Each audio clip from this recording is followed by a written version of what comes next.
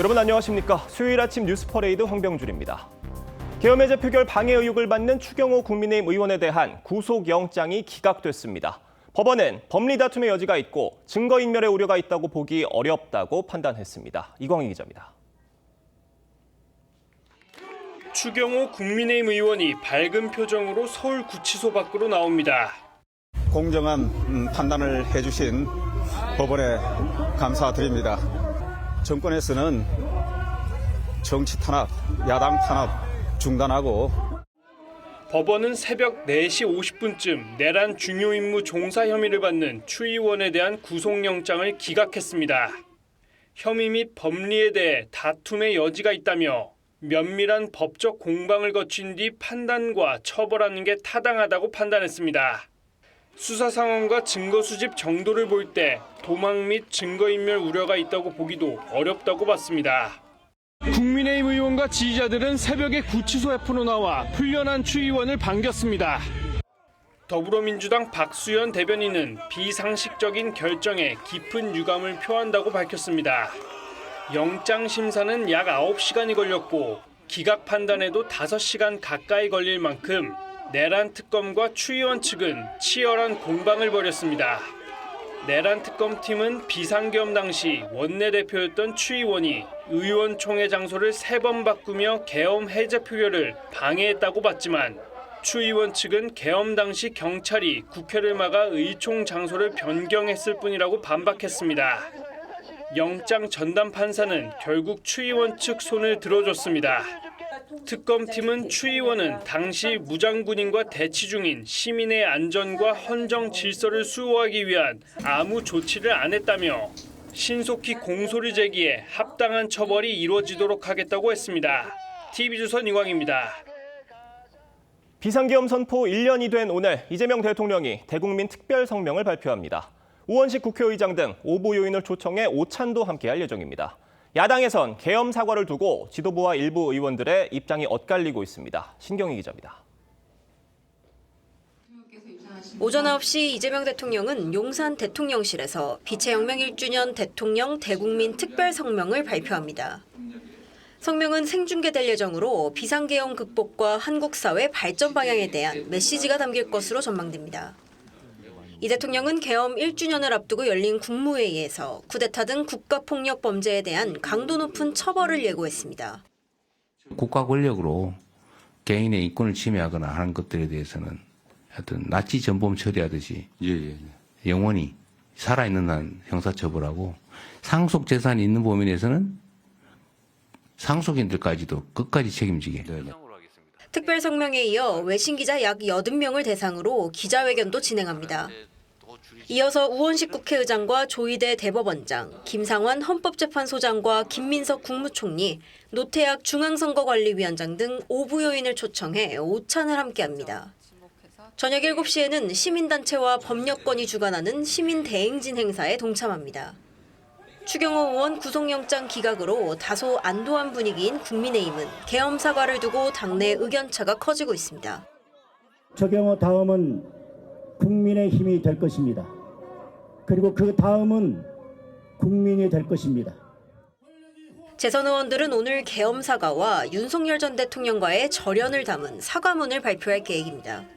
당 지도부 차원의 사과 메시지는 없을 것으로 보입니다. TV조선 신경입니다.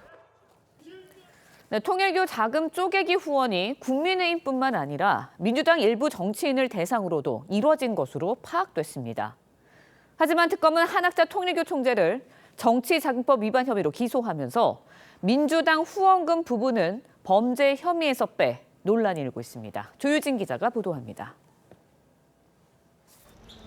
김건희 특검은 지난 10월 한학자 통일교 총재를 정치자금법 위반 등 혐의로 기소했습니다. 2022년 대선과 지방선거 기간 통일교 자금 1억 4,400만 원을 국민의힘에 쪼개기 후원했다고 봤습니다. 5가지 혐의 내용에 대해서 다 인정하셨나요? 그런데 특검은 통일교 측이 민주당 지방선거 후보들에게도 수백만 원에서 1,000만 원의 후원금을 전달한 사실을 확인한 것으로 파악됐습니다. 개인은 정치인에게 연간 최대 500만 원을 후원할 수 있지만 조직 차원의 지원은 불법입니다. 특검은 진보와 보수 모두 기반을 닦았다는 당시 통일교 관계자들의 메시지도 확보했고 정치적 이득을 취하려는 목적으로 보인다는 자체 판단도 내린 것으로 확인됐습니다. 하지만 특검은 민주당에 보낸 후원금은 범죄 혐의에서 빼놓고 기소했습니다. 법조계에선 정치적 판단에 따른 선택적 쪼개기 기소란 비판이 나옵니다. 이에 대해 김건희 특검 관계자는 특검법상 김건희 여사와 관련된 대상만을 수사하는 것이라며 통일교의 모든 비리를 수사하는 것은 아니라고 밝혔습니다. TV조선 조유진입니다. 728조 원 규모의 이재명 정부 첫 예산안이 어젯밤 국회 본회의를 통과했습니다. 예산안이 법정 시한 내에 처리된 건 2020년 이후 처음인데 여야는 늘어나는 액수와 줄어든 액수를 맞춰 총 지출 규모는 정부안대로 유지하기로 했습니다. 이루라 기자가 보도합니다. 재석 262인 중 찬성 248인, 반대 8인, 기권 6인으로서 2026년도 예산안에 대한 수정안은 가결되었음을 선포합니다. 이재명 정부 첫 예산안은 올해보다 8.1% 늘어난 사상 최대 규모입니다. 여야는 정부 제출안 대비 4조 3천억 원을 줄이고 감액 범위 내에서만 증액하기로 합의했습니다. 이에 따라 전체 규모는 728조 원 그대로입니다.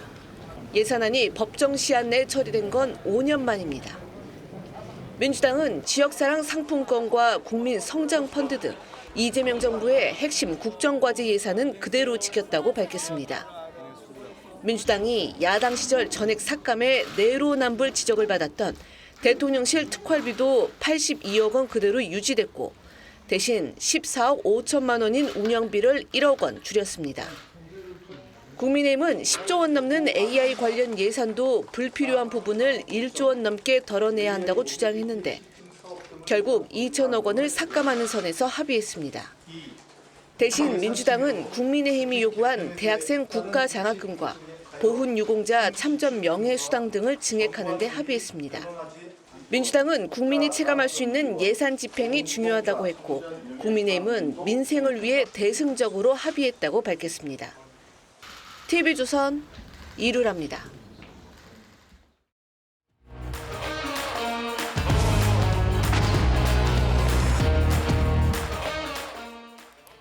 네, 정치권 소식 짚어보는 아침의 맞소 시간입니다. 김진욱 더불어민주당 전 대변인, 정광재 국민의힘 전 대변인 나오셨습니다. 안녕하세요. 안녕하세요. 내란 특검팀이 국민의힘 추경호 의원에 대해 청구한 구속영장이 기각됐습니다. 귀가하는 추 의원 모습 잠시 보겠습니다.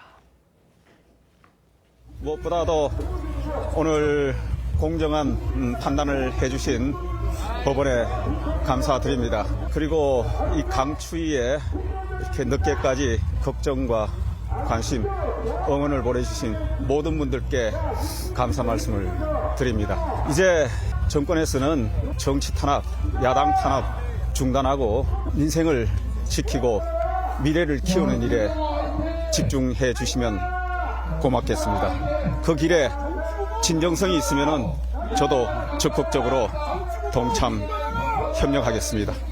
이상입니다. 의원님, 당시에 표결 방해 의도는 그럼? 예, 자세한 얘기는 또 나중에 기회 되면 말씀드리겠습니다. 고맙습니다. 네, 민주당에선 추 전 원내대표에 대한 구속영장 발부가 당연하다, 발부될 사유 차고 넘친다, 충분하다 이렇게 얘기를 했었습니다. 이런 민주당의 전망, 또 어찌 보면 기대와는 달리 기각이 됐어요. 대변인님은 어떻게 예상하고 계셨습니까? 저는 당연히 발부가 되어야 된다라고 생각을 하고 있었습니다. 이번 법원의 결정은 존중해야 합니다. 그럼에도 불구하고 매우 유감스럽다라는 말씀을 좀 드려야 될 것 같습니다. 지금 이 내란 청산하고 또 헌정 질서를 바로 세워달라는 이 국민의 열망을 받아 안은 게 사법부인데, 사법부에서 내란 심판에 대한 그런 어떤 의지, 이런 것들이 없는 거 아닌가라는 이런 의구심을 가질 수밖에 없는 상황을 만들었다는 점에서 매우 유감스럽다는 말씀을 좀 드려야 될 것 같고요. 물론 그동안 사법부가 보여준 여러 가지 행태가 있습니다. 그중에서도 지금 재판이 굉장히 더디게 진행되는 부분, 또 공정하지 않게 진행되고 있는 것 같은 부분들, 그리고 많이 이 구속이 기각되는, 이런 구속영장이 기각되는 상황들이 자꾸만 연출되면서 혹시라도 이것이 뭔가 또 다른 또 사법부의 의지가 있는 것이 아니냐, 이렇게 국민들이 생각하실까 봐 굉장히 좀 아쉬움이 많다, 이런 말씀 드리고요.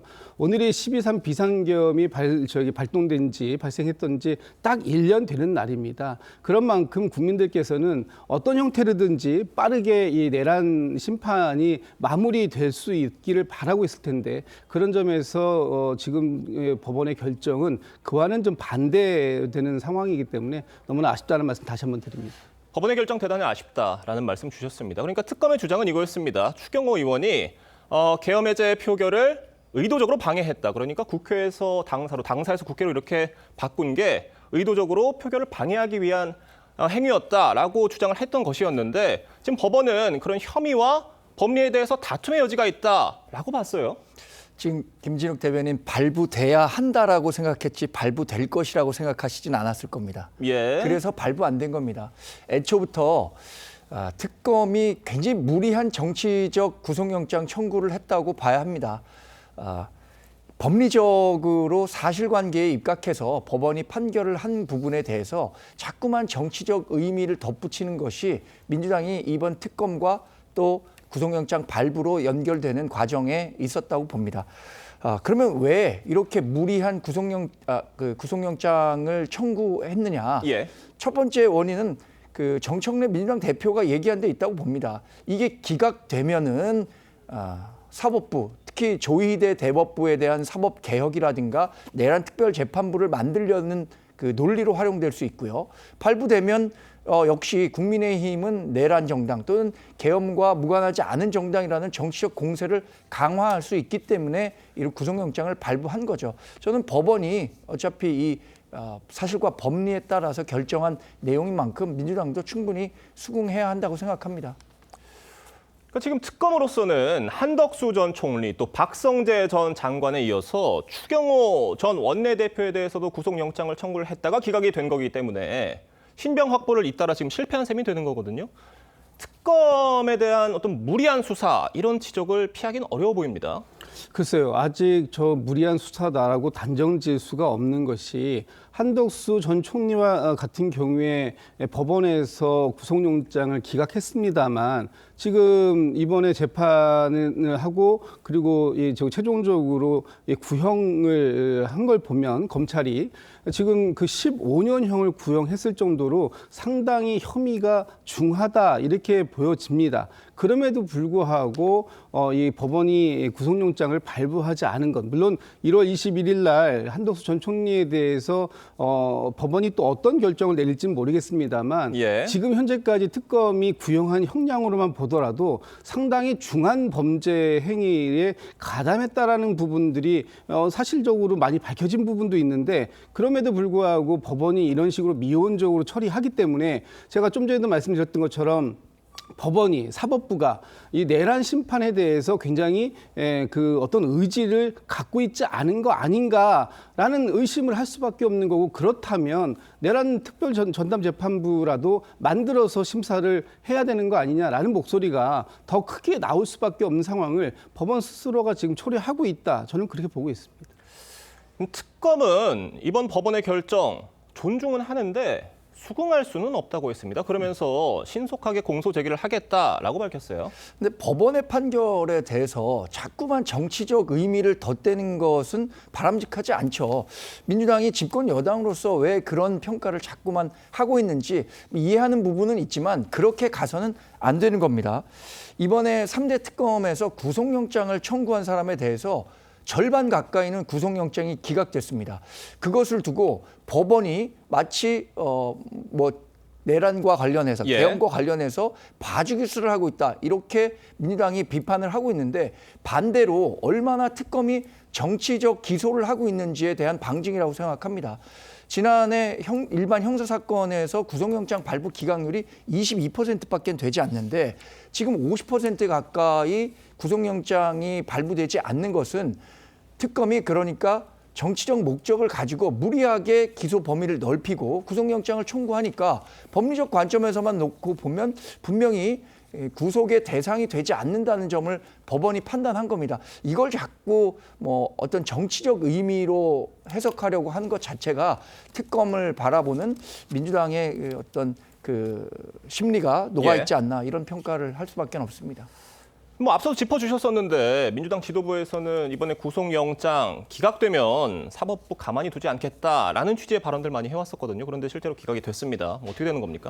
일단 좀 전에도 말씀드렸습니다만 이 국민들께서 지금 12.3 비상계엄이 1년이 딱 되는 오늘까지도 여전히 당시의 상황들에 대해서 진실이 규명되지 않았다고 보시고 또 그 당시에 12.3 비상계엄을 위헌적이고 위법적이게 발동했던 그리고 그 위헌적인 상황들에 가담했던 사람들에 대한 처벌이 이루어지지 않고 있다는 점에 대해서 굉장히 답답해 하실 겁니다. 그런 차원에서 신속하고 공정하고 정확한 판단을 내려달라고 사법부에다가 수차례 저희가 기회될 때마다 말씀을 드렸습니다만 사법부에서 아직까지도 그에 합당한 조치가 나오고 있지 않다라고 봤기 때문에 내란 전담 특별재판부라도 설치해서 다른 사건은 제외하고 이 내란 사건들을 신속하게 처리해달라라는 말씀을 드려왔던 겁니다. 그렇기 때문에 아마도 오늘의 이 결정이 저희 민주당에서 지금 법안을 제출해 놓고 있는 내란 특별재판부라든지 아니면 사법부 개혁에 조금 더 속도를 붙이는 그런 역할을 하게 될 것 같다라는 생각이 듭니다. 사실 이번 추경호 의원에 대한 구속심사가 민주당으로서는 꽃놀이패라는 분석들도 있었습니다. 만약에 발부가 되면 거 봐라, 내란 동조하지 않았느냐 이렇게 나올 것이고 기각이 되면 거 봐라, 지금 재판부가 이렇게 제대로 된 판단하지 않고 있느냐라고 나올 것이다 라는 지적들이었는데 기각이 됐습니다. 지금 야당으로서는 어떤 대응할 수가 있는 겁니까? 이제 기각이 되면서 조희대 사법부라든가 내란 특별재판부를 만들겠다라는 민주당의 정치적인 공세는 한층 거세질 수밖에 없을 거라고 생각합니다. 그러나 이 기각이 의미하는 것은 저는 윤석열 전 대통령에 대한 재판과 추경호 전 원내대표에 대한 구속영장 기각은 별도의 사안이라고 생각합니다. 그 내란 혐의에 관한 재판은 재판대로 지금 법 절차에 따라서 진행이 되고 있는 거예요. 추경호 전 원내대표에 대한 구속영장 청구는 그 자체가 원래부터 무리였기 때문에 법원이 제동을 건 것이기 때문에 이것에 대해서 자꾸만 민주당이 문제 제기를 하는 것은 옳지 않다고 생각하고 우리 당도 사실 말씀드린 것처럼 윤석열 대통령 재판과 이것과는 좀 별개로 대응할 필요는 있다고 생각합니다. 마치 이 기각이 됐기 때문에 윤석열 전 대통령도 무죄다. 뭐 내란 혐의나 계엄과 관련해서 책임이 없다라고 한다면 또 민심과 멀어질 수 있기 때문에 그런 부분은 좀 개별적으로 별도로 대응하는 것이 옳다고 생각합니다. 야당으로서 어떤 반전의 계기를 마련한 게 아닌가 싶은 분석도 할 수 있을 것 같습니다. 어떻게 보고 계세요? 글쎄 반전의 계기가 될지 아니면 이것이 오히려 더 국민의힘에게는 복이 될지 그건 좀 지켜봐야 될 것 같습니다. 오늘 장동혁 대표가 취임 100일 그리고 비상계엄 선포된 1년을 맞이해서 어떤 메시지를 내놓을지 국민들께서 지금 주목하고 계시는 거 아닙니까? 만약에 이 자리에서 비상계엄에 대한 부분이라든지 그 윤석열 전 대통령 부부와 관련된 부분에 대해서 진솔하고 확실한 사과가 없이 두루뭉실하게 넘어간다면 국민의힘은 윤어게인을 주장하는 것이고 윤석열 전 대통령에 대한 여전한 그 애정을 가지고 있다라고밖에 해석할 수가 없는 상황이 될 것입니다.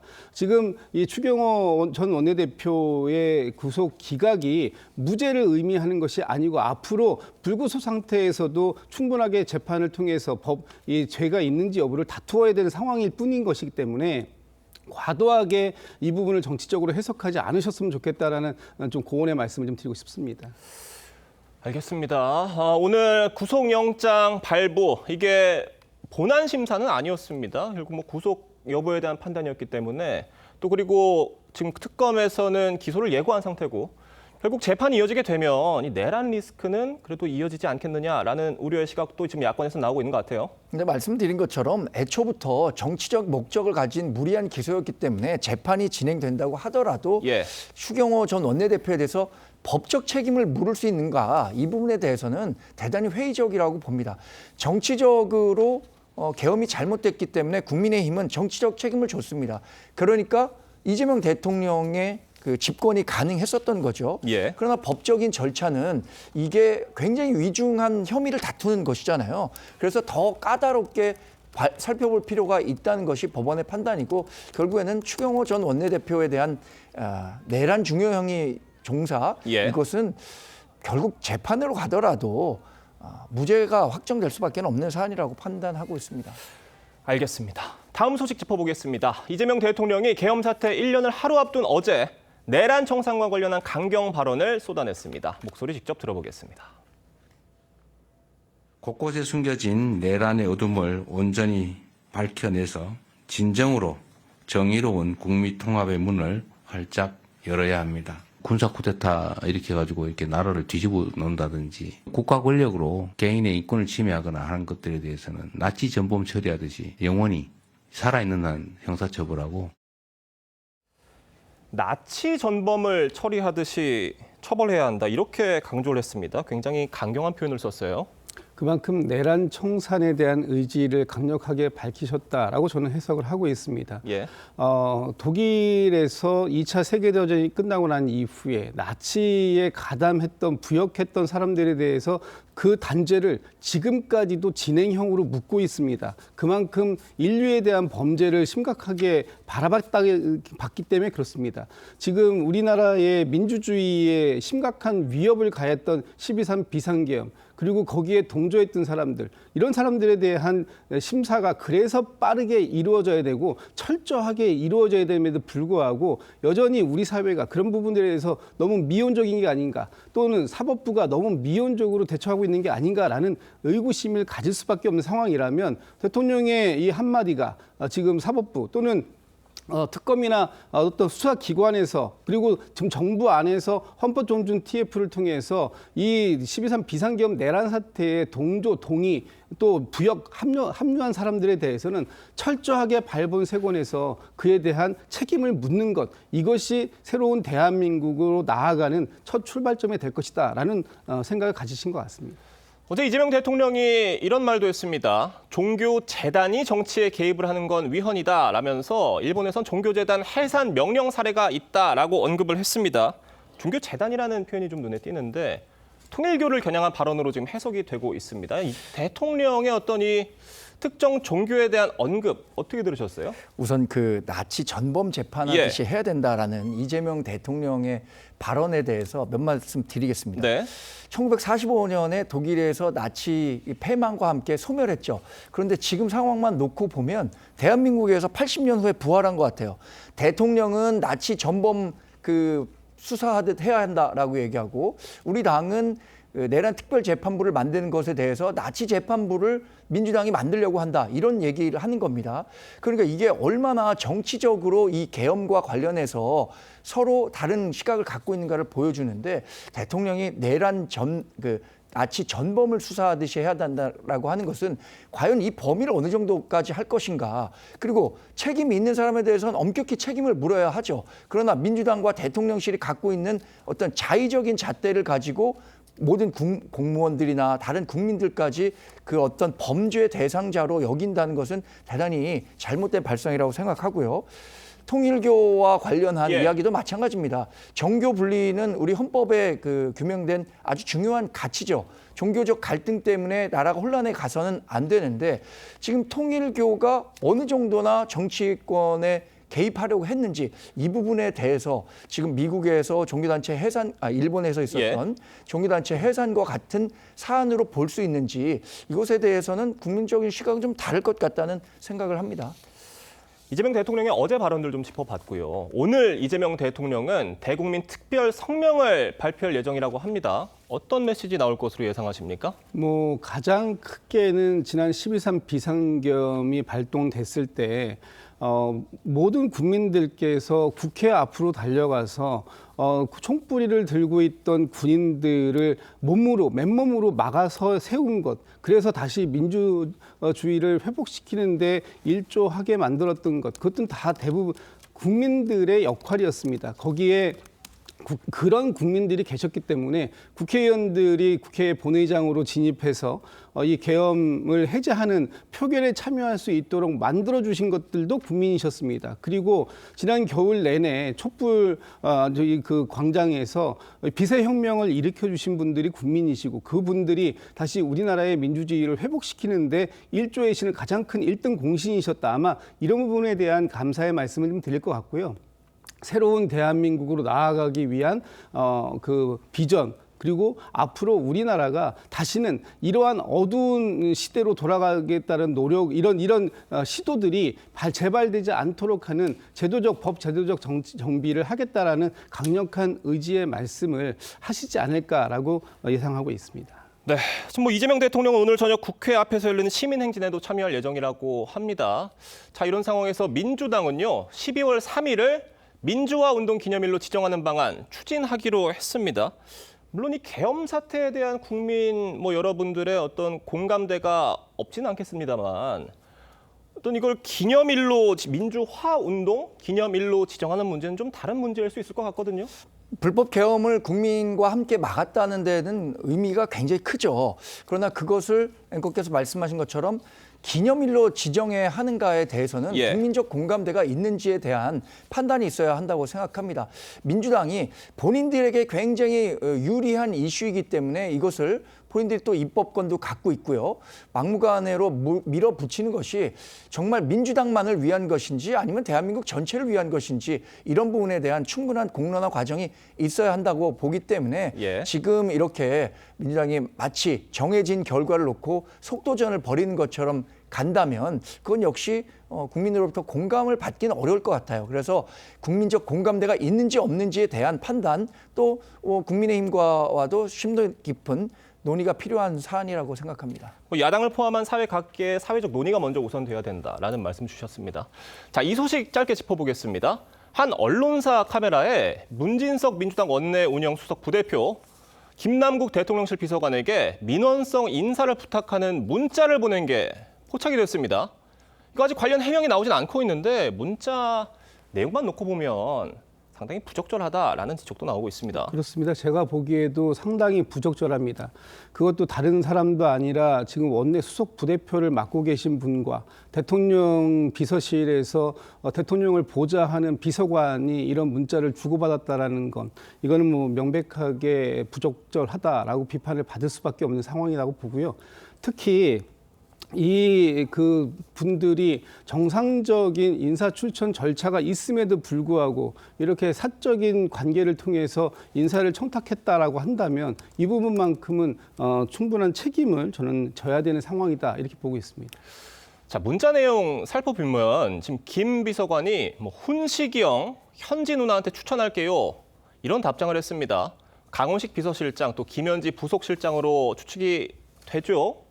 야당에선 김현지 실세설 입증됐다 이런 공세에 나서고 있습니다. 사실 김현지 실세설은 야당에서만 주장하는 것이 아니라 전 국민적으로 공감하고 있는 내용 같아요. 지난번에 국감에 김현지 부속실장 나오지 않을 때부터 결국에는 이 정부를 움직이는데 김현지 부속실장이 가장 중요한 역할을 하고 있는 것 아닌가라는 판단들을 했었던 것 같고요.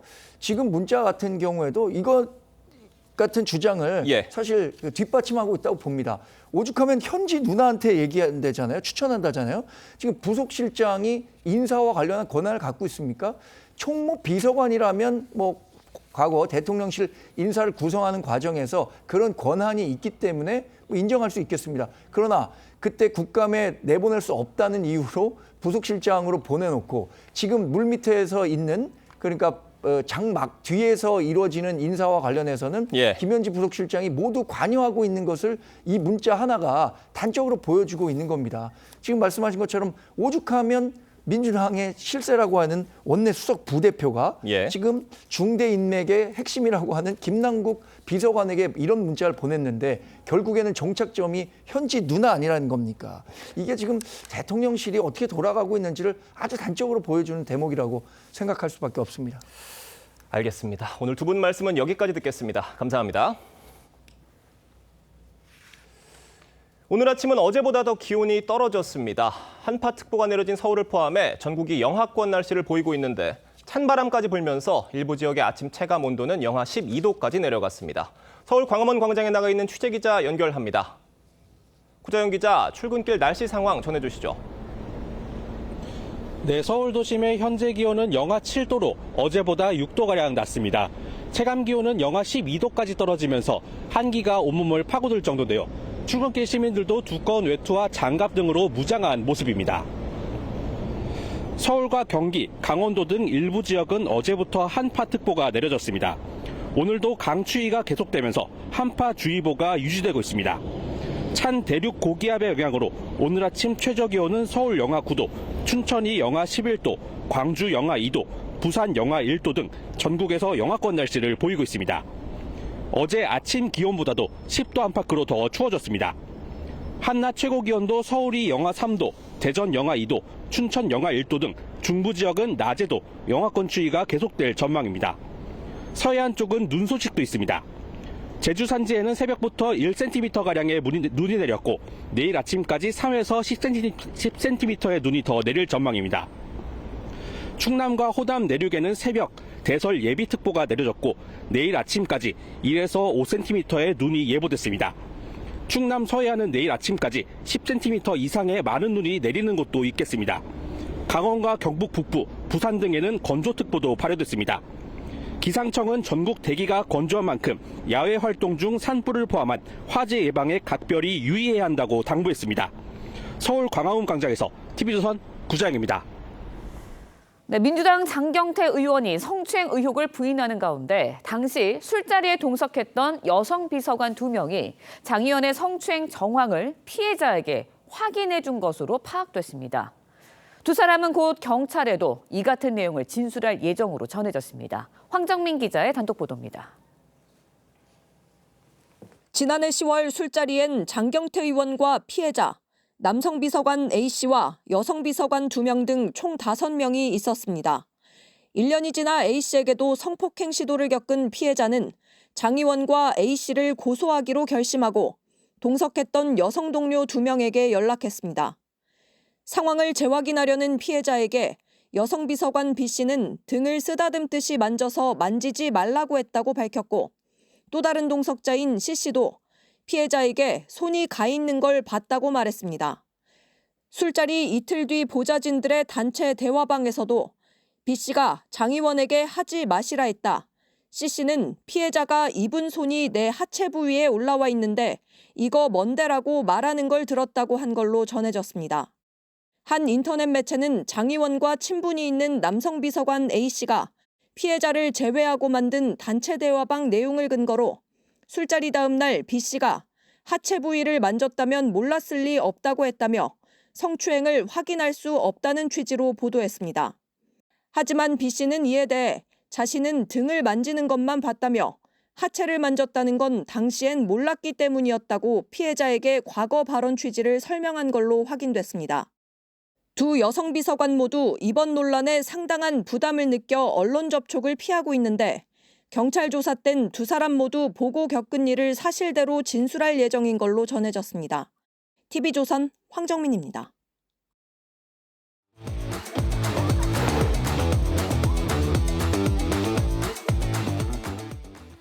화제가 된 사건 사고 소식 짚어보는 아침의 이슈 시간입니다. 네, 강전의 변호사 설주한 변호사와 함께 자세한 이야기 나눠보도록 하겠습니다. 안녕하십니까? 안녕하세요.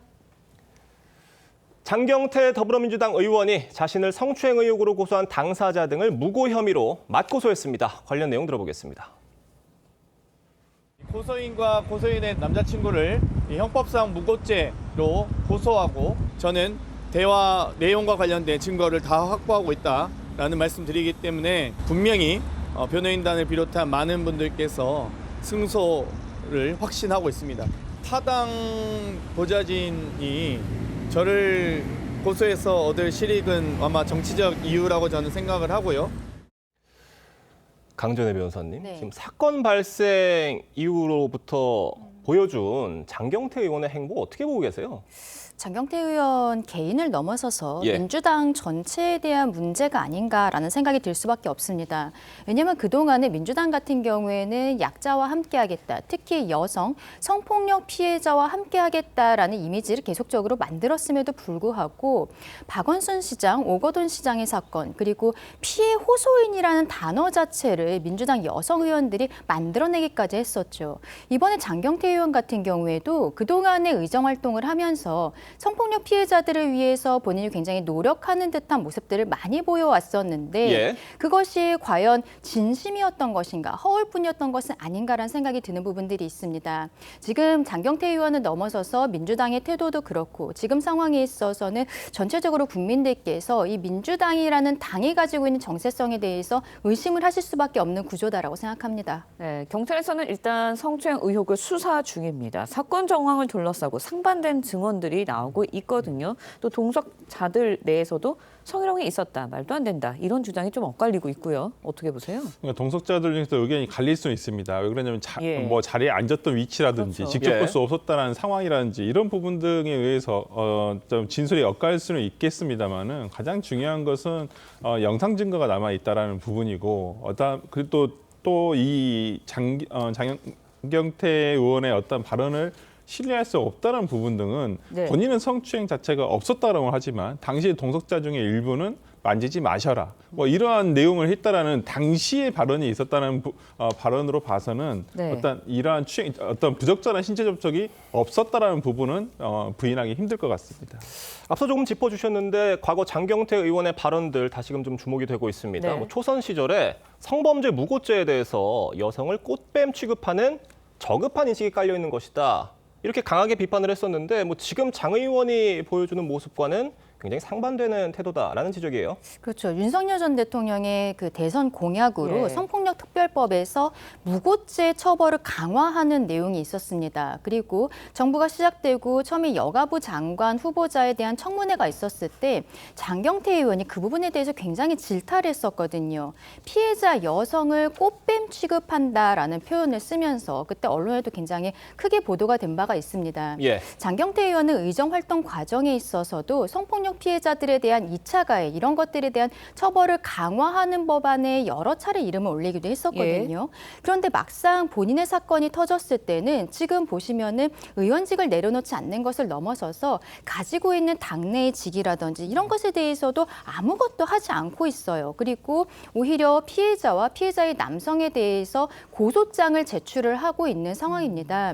이러한 것들이 국민들의 눈에 어떻게 보일지, 그리고 앞서 말씀드린 것처럼 민주당에서 이러한 상황들을 방조하고 있는 것은 아닌지 국민들께서 의구심을 가지신다라고 말씀드리고 싶습니다. 네, 지적해 주신 2차 가해 우려에 대해서도 좀 이야기 나눠보도록 하겠습니다. 장 의원의 맞고소와 관련해서 여성단체 등 시민사회에서 2차 가해 우려, 지적 일고 있거든요. 시민단체도 이제 장 의원을 고발을 한 상황이에요. 네, 장 의원을 지금 중강제추행과 직권남용, 명예훼손, 협박 등으로 지금 서울청에 고발을 했는데요. 예. 어찌 보면 이러한 성범죄 사건, 특히나 권력자에 의해서 벌어지는 성범죄 사건 같은 경우에는 그 균형이 맞지 않은 경우가 많습니다. 어떤 발언의 균형이라는 것이 장경태 의원 같이 현역 의원으로서 국회 소통관을 이용해서 본인은 본인의 입장을 충분히 얘기할 수 있지만 또 취재진에게 본인의 고발장을 접수를 하면서 고소장을 접수하면서 취재진에게 미리 이러한 취재를 해달라는 일정을 알릴 수 있지만 피해자인 고소인 같은 예. 경우는 이렇게 할 수가 없다는 부분 등에서 어떤 발언의 어떤 높이라든지 발언의 양에서 너무 차이가 크거든요. 이런 불균형이 있음에도 불구하고 지금 뭐 민주당 지지자들 또 소위 뭐 장경태 의원에 대해서 지지를 보내고 계신 분들은 버젓하게 커뮤니티 같은 데서 2차 가해가 예. 2차, 3차 가해가 벌어지고 있는 부분에서 저는 시민단체, 여성 정치 네트워크에서 어떤 장경태 의원에 대한 이러한 고발 조치라든지 이런 부분에 대해서 기타 어떤 고발 조치에 대해서는 꼭 필요한 조치가 아니었나라는 생각이 듭니다. 민주당 당내 진상조사가 진행이 되고 있는데 이 결과라도 좀 빨리 나와야 된다라는 지적들도 나오고 있고요. 또 그 결과 자체가 제대로 된 결과가 나올 것이냐라는 우려의 목소리도 있습니다. 진상조사가 진행 중이다라고 예. 말씀하셨는데 정말 진행 중인지 굉장히 좀 의문이 있습니다. 이미 27일부터 감찰을 시작하겠다라고 이야기를 하고 있습니다만 지금까지의 상황이라든지 이런 것들이 전혀 공유가 되고 있지 않거든요. 오히려 과거의 김남국 전 의원의 예를 생각을 해보면 예. 당 차원에서는 장경태 의원이 스스로 탈당을 해서 당의 어떠한 부담감을 내려주기를 기다리고 있는 것이 아닌가 이런 생각들도 드는 부분들이 있습니다. 사실상 당 대표 입장에서는 장경태 의원이 정청래 대표의 오른팔이라고 불릴 정도의 상황입니다만 이 정도 상황이라면 당에서 가지고 있는 직책 정도는 다 내려놓게 해야 되는 것이 아닌가. 특히 곧 있을 지방선거에 있어서 장경태 의원은 민주당 서울시당 위원장이거든요. 예. 그러면은 공천 과정에도 관여를 할 수밖에 없고 공천 과정에서 분명히 민주당 같은 경우에도 성폭력과 관련한 부분들에 있어서는 공천 탈락 요소로서 고려를 하게 될 가능성이 높습니다. 만약에 장경태 의원이 수사를 받고 재판을 받고 있는 과정에서 서울시당 위원장으로서 공천을 관여하게 된다면 그 공정성에 대한 시비도 앞으로 계속 있게 되지 않을까라고도 생각합니다. 네, 알겠습니다. 이번에는 쿠팡 사태도 좀 짚어보도록 하겠습니다. 국회 가방위 긴급 현안 질의에서 쿠팡 창업주 김범석 의장에 대한 질문 집중적으로 쏟아졌습니다. 관련 내용 먼저 들어보시죠. 지금 이 순간 이 시점에 김범석 의장은 어디 있습니까? 제가 지금 장소까지는 모르고 있습니다. 아니 사태가 이만큼 심각한데도 실질 소유주인 김범석 의장의 거취를 지금 모르고 있다 그러면 이게 말이 됩니까? 김범석 의장한테 보고하셨죠? 이사회 통해서 다 보고를 하고 있습니다. 뭐라 하시던가요? 지금 현재 제가 사태 수습에 최선을 다하고 제가 책임 요구할 수 있도록 그렇게 그 말이 답니까? 대한민국 통째로 흔들어 놓고 한국이 그렇게 우스워요? 얼버무리고 회피하고 모면에서는 모면이 안 됩니다. 이거. 그래서 조속히 김범석 의장 한국에 들어와서 저희가 청문회 날짜를 잡겠습니다. 박대준 대표를 비롯하여 그 실질 소유자 김범석 씨도 증인으로 채택하겠습니다. 네, 박대중 쿠팡의 대표이사와 국회의원들 간의 질의 내용 보신 건데요. 김 의장의 거처에 대해서 잘 모른다. 거처에 대해서 잘 모른다. 이렇게 대답을 했거든요. 그렇다 보니까 지금 계속해서 나오는 게 책임론에 대한 부분이에요. 실질적인 지배자. 김 의장, 김범석 의장이 사과도 없고 실질적으로는 굉장히 책임론에 대해서는 선을 긋고 있는 모습을 보이거든요. 이런 행보는 어떻게 보세요? 매출의 90%가 쿠팡의 매출 90%가 한국에서 나오는 것이고요. 그다음에 예. 쿠팡 INC라고 하는 미국 법인의 100%의 지분을 쿠팡에 가지고, 그러니까 쿠팡의 100%의 네. 지분을 쿠팡 INC가 가지고 있거든요. 그렇다고 한다면 이익은 한국에서 뽑아내고 그다음에 책임과 의무는 전혀 지지 않겠다라는 태도가 지금의 사태를 바라보는 국민들의 시선에 보더라도 그렇게 곱게 보이지만은 않는다. 그리고 어떤 기업의 책임 경영이라는 부분에서도 어떤 이러한 국민의 대다수의 거의 많은 국민들의 개인정보가 유출됐음에도 불구하고 실질적 지배자, 실질적으로 운영하시는 분의 어떤 사과 표명이라든지 의견 표명 일체가 없다는 부분에서는 쿠팡이라는 기업의 책임 경영을 다시 한번 짚지 않을 수는 없다. 저는 그렇게 봅니다. 쿠팡이 사과문에 개인정보 유출이 아니라 노출이라는 표현을 쓴 점, 그리고 이 사과문을 공식 홈페이지에 게재한 지 이틀 만에 내린 점 등등에 대한 질타도 이어졌습니다. 그러니까 결국 쿠팡의 지금 이런 사과가 진정성이 있느냐 이런 의문이었어요. 이번에 우리 한국 국민들의 3,370만 명의 정보가 예. 유출된 역대급 사고였는데요. 쿠팡이 보여주는 것도 역대급 뻔뻔함이 아닌가라고 생각을 합니다. 예. 이 정도 상황이 되었는데 처음에도 홈페이지에 사과문을 게재하지 않았었고 문제가 되니까 잠시 올렸다가 그것도 노출이라는 표현을 쓰고요. 그리고 이제 내려버린 것이죠. 김범석 의장이 여기에 대해서 어느 정도의 책임감 있는 표명을 해야 되는 것이 아닌가 싶습니다. 앞서 설주환 변호사님이 이야기해 주셨듯이 한국 법인 같은 경우에는 미국 법인에서 100% 지분을 가지고 있는데요. 김범석 의장 같은 경우에는 한국 법인에서는 이사도 아니에요. 예. 그런데 미국 법인 지분에 있어서 한 76% 정도의 의결권을 가지고 있는 것으로 알려지고 있습니다. 그렇다면 한국 법인에 있어서도 완전히 지배를 하고 있다라고 생각할 수밖에 없는데 지금 어디에서 뭐 하고 있는지 사장이라는 사람은 알지도 못하는 못한다라고 이야기를 하고 있는 것을 국민들께서 어떻게 받아들이실 수 있는지 모르겠습니다. 앞으로 뭐 민사소송이라든지 그리고 행정 절차들도 진행이 되겠습니다만 그 이전에 어쨌든 한국 내에서 굉장히 큰 기업으로서 국민들에게 책임감 있는 모습을 보여야 되는 것이 아닌가 싶습니다. 알겠습니다. 오늘 두 분 말씀은 여기까지 듣겠습니다. 감사합니다. 고맙습니다. 아파트 지하주차장의 차 안에서 물건을 훔치고 달아난 중학생들이 붙잡혔습니다. 이들은 범행 후 회식을 하고 있었는데 무선 이어폰의 위치 추적 기능을 이용한 피해자에게 덜미가 잡혔습니다. 신정원 기자의 보도입니다. 서울 홍대 인근의 한 고깃집. 중학생 남녀 4명이 웃음을 터뜨리며 대화를 이어갑니다. 계산하는 학생들에게 한 어른이 말을 걸자 갑자기 남학생 한 명이 황급히 가게를 뛰쳐나갑니다. 음식도 다 안 먹었는데 갑자기 일어났어요. 한 남자가 먼저 뛰어 도망갔어요. 그리고 나서 두 번째 남자가 왼쪽으로 뛰어나갔죠. 서울 광진구의 아파트 지하주차장에서 차터리로 무선 이어폰과 지갑을 훔친 뒤 마포구 식당에 왔다가 추적해온 차 주인을 피해 도망간 겁니다. 케이스는 바닥에 떨어져 있어가지고 그때 뭔가 느낌이 이상해서 차에 가보니까 그냥 차가 다 이제 있어야 될 물건들이 없더라고요. 피해자는 무선 이어폰 위치 추적 기능을 활용해 위치를 알아냈습니다. 상당수 무선 이어폰은 휴대전화로 위치를 추적할 수 있고 근처에 가면 알림음이 들려 정확한 위치를 찾을 수 있습니다. 근처에 있는 같은 제조사 IT 기기들끼리 신호를 주고받아 먼 거리에서도 위치 추적이 가능한 겁니다. 신고를 받고 출동한 경찰은 식당 인근에서 학생 3명을 체포했고 1명은 자수했습니다. 경찰은 이들이 서울 곳곳에서 여러 차례 절도를 벌인 걸로 보고 자세한 사건 경위를 조사 중입니다. TV조선 신정원입니다. 우크라이나 전쟁 종전을 위한 최종 협의안을 두고 푸틴 러시아 대통령과 미국 대표단이 모스크바에서 만났습니다. 하지만 푸틴 대통령은 회담 직전 유럽이 종전 노력을 방해한다고 공개 경고해 이번에도 협상 타결이 쉽지 않을 것임을 예고했습니다. 이로라 기자가 보도합니다. 현지 시간 2일 오후 모스크바 크렘린궁. 푸틴 대통령과 미국 대표단이 마주 앉았습니다. 이번 만남은 지난달 말 미국 플로리다에서 열린 미-우크라 협의에 이은 최종 조율 자리로 미국 측에선 위트코프 특사와 트럼프 대통령의 사위 쿠슈너가 참석했습니다. 회담 직전 푸틴은 유럽이 종전 노력을 방해하고 있다고 공개 비판하며 긴장 수위를 높였습니다. 전날 마크롱 프랑스 대통령이 우크라이나 지지를 밝힌 데 대한 반응으로 보입니다. У них нет мирной повестки. Они же на стороне войны. Сами отказались от мирных переговоров. И президенту Трампу мешают.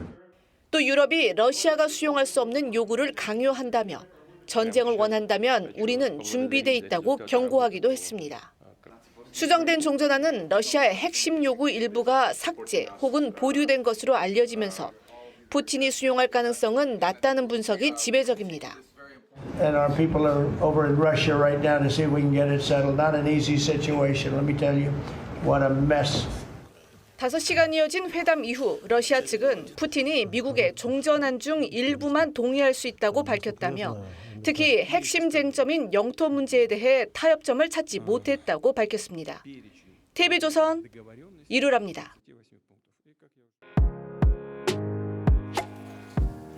네, 렌즈에 담긴 그 순간 그 의미를 짚어보는 시간이죠. 사진 기자가 선택한 아침의 한 장입니다. 오늘은 조선일보 사진부 오종찬 기자와 함께합니다.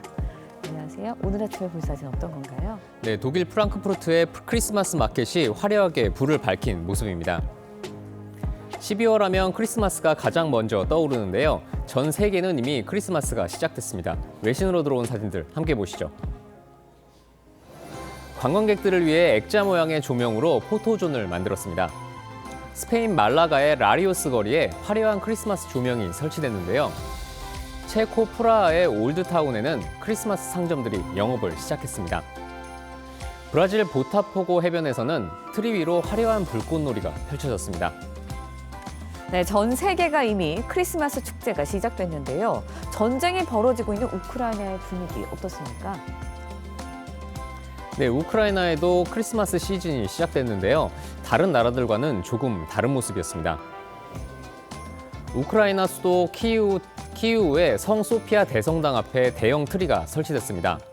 화려함보다는 차분한 분위기로 꾸며졌는데요. 그래도 놀이기구를 타며 앞발을 바라보고 활짝 웃는 아이의 얼굴이 무척 인상적이었습니다.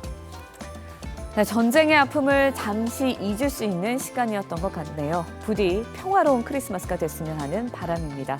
지금까지 아침 현장이었습니다. 겨울의 시작부터 꽁꽁 얼어붙는 강추위가 찾아왔는데요. 중부와 경북 북부에는 한파주의보가 내려진 가운데 오늘 아침 철원군 임남면은 영하 18.3도까지 뚝 떨어졌고요. 서울도 영하 7.9도, 체감온도 영하 12도까지 내려갔습니다. 강한 칼바람이 불고 있어서 든든한 옷차림으로 나오셔야겠습니다. 서해안 중심으로는 눈이 내리고 있습니다. 특히 내일 아침까지 충남 서해안과 호남 서해안, 제주 산지에는 10cm 넘는 많은 눈이 내려 쌓이겠습니다. 반면 동해안의 건조특보는 확대 강화된 가운데 해안으로는 강풍특보도 내려져 있습니다. 화재 사고에 주의하셔야겠습니다. 자세한 기온 보시면요. 현재 서울이 영하 7.3도, 춘천 영하 8.9도 가리키고 있고요. 한낮 기온 보시면 서울이 영하 3도, 청주 영하 1도, 부산 7도로 낮에도 추위가 계속되겠습니다. 내일은 서울에도 첫눈이 내릴 가능성이 있고요. 주말에는 다시 평년 수준을 웃돌겠습니다. 오늘의 날씨 박선민입니다. 이상으로 수요일 뉴스 퍼레이드 마칩니다. 네, 저희는 내일 아침 7시 24분에 다시 찾아뵙겠습니다. 시청해주신 여러분 고맙습니다.